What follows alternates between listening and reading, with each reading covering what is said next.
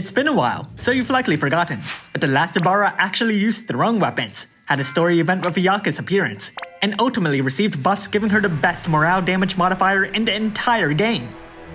And while limited, she was also not a premium unit. Really, one of my least favorite implementations in the game.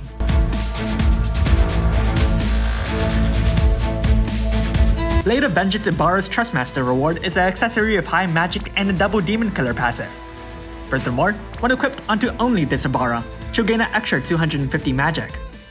Good stats and a good killer is the simple template for a good Trustmaster reward, and this is no different. Her Super Trustmaster reward is a two-handed katana with 2 more magic than the limited Cleones. When equipped onto this Ibara only, she'll gain an extra 500 magic, though the second passive, a double demon and human killer, isn't unit limited. Obviously best for Ibara, though the killers might give it an extra edge. On to her active abilities. Ibara has access to a variety of black magic, and all of them can be awakened to stage 3. Endarka imbues Dark onto your team, and boosts their Dark damage by 35%. Bardarkja gives your team a 200% Dark resistance buff, a triple 50% mitigation buff, and fills your team's limit burst gauges by a decent amount. Tsukio can be used once per battle. It boosts Ibara's Dark damage by 150%, fills her limit burst gauge, and gives her a 300% stored magic buff. Malicious Flash is a physical attack that deals magic damage, lets your team evade 2 attacks, hits all enemies, chains a bolting strike, and scares of morale. The rest of Ibara's abilities follow a similar attack pattern. Jimetsu Prayer gives your team a powerful double human killer, and fills the morale gauge. Kimetsu Prayer is the same thing but for demons.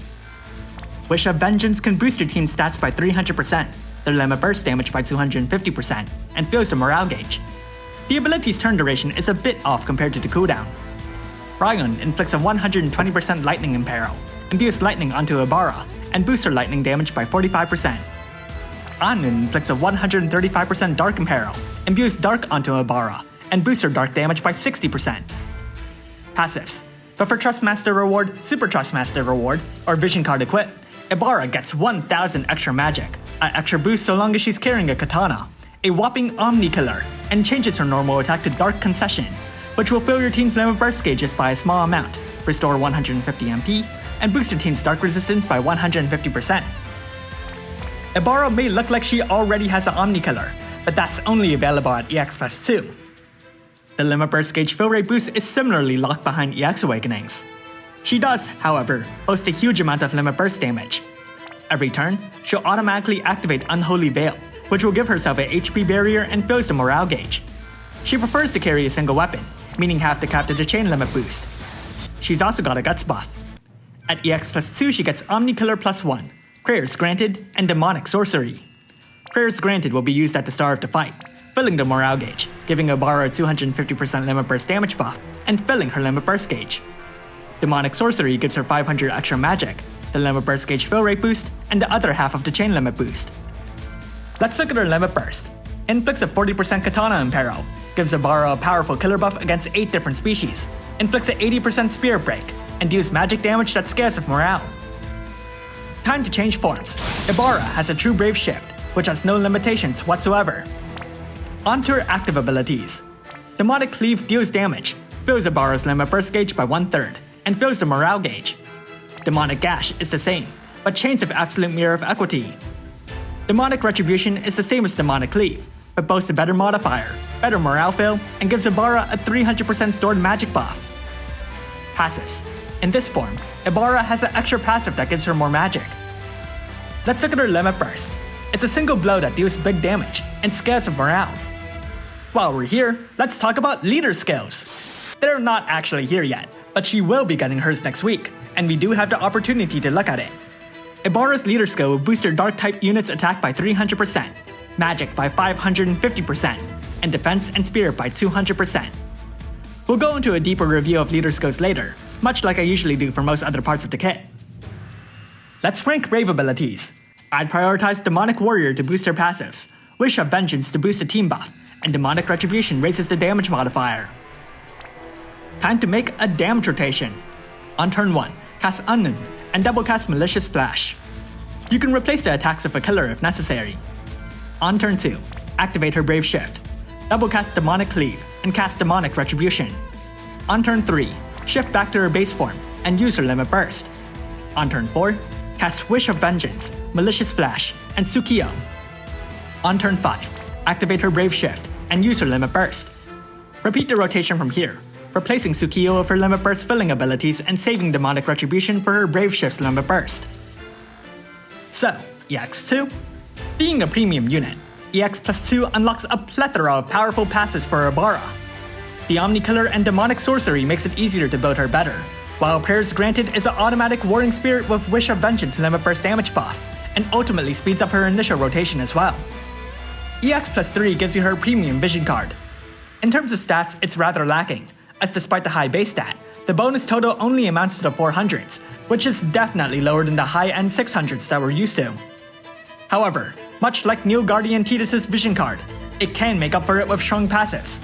In this case, it's the Limit Burst damage and Chain Cap boost. Interestingly, this actually won't be a great Vision card for Ibara herself, as at the point she's EX plus 2, she'll actually already meet the Chain Cap with her own kit. So how good is Blade of Vengeance Ibara? She's certainly a powerful premium unit, not only boasting great stats and damage modifiers, but also some potent buffs and debuffs as well. While her stats and damage modifiers are admittedly nothing new for her premium, it's the extra buffs that can really push her damage, though of course they have to be applicable for that to happen. Still, more often than not they certainly should be, and with a great potential passive kit, it's easy to build her to a powerful extent. Of her debuffs, the Katana Impero in particular is now the best we've got, though the elemental ones are just normal and the Spirit Break incredibly underwhelming, but it's not like she's a breaker. As a supporter, she makes it into the top 5 for both human and demon killers, and has that great dark resistance too. Her regular buffs unfortunately do not last that long, to the point she wouldn't be able to apply their effects to both her Limit Bursts without external support. But with that being said, you might be able to bring someone else to have that covered anyways. Speaking of which, despite being a supporter, Ibara would much prefer to be supported, as this will let her focus on rotating between her Limit Bursts and maintaining a strong flow of damage. Now, we have to talk about leader skills. Having one is definitely better than having none, but the disparity between premium leaders and regular leaders is just stupid. As expected, premium Ibara's leader skill is also very strong. The magic boost is actually the highest for a long while. When compared to next week's Dioxys, you can see that his is a bit lower. However, you can also see that Ibara's attack boost is much lower than his.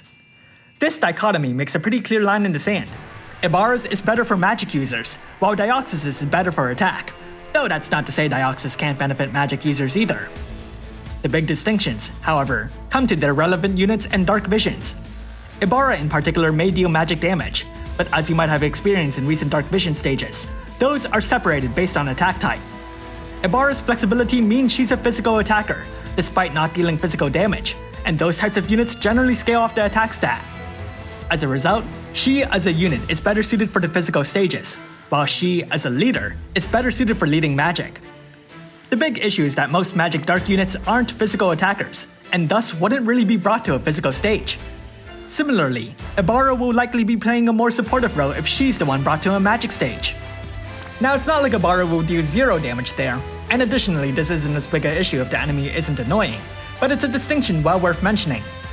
Furthermore, there's the units she affects, Dark types. We may not have much experience of leader skills so far, but even from the livestream we can tell that there are going to be a lot of potential categories. Ibara only affecting dark units is relatively lacking, though ultimately this doesn't change the strength of her leader skill. Thanks for watching, and if you like this video, leave a like and subscribe. Comment below if you summon Blade of Vengeance Ibara, and tell me the reason why. Her design? Her kit? Her future leader skill? Or did you just happen to get her because you didn't get a bad free summon?